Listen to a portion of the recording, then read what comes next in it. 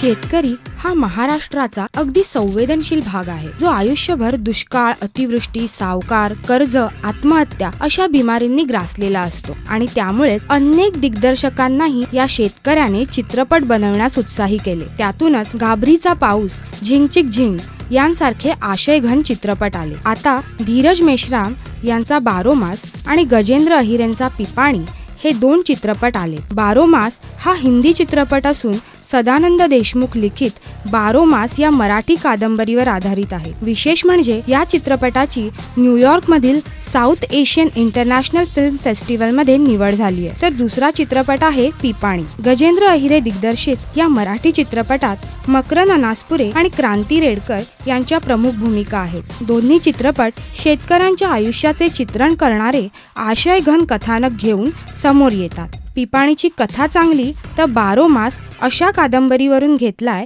ज्या कादंबरीला साहित्य अकादमीचा पुरस्कार मिळालाय। दोन्ही चित्रपट आपापल्या जागी उत्कृष्ट आहेत, यात शंकाच नाही। राष्ट्रीय.com करिता श्वेतांबरा सावंत।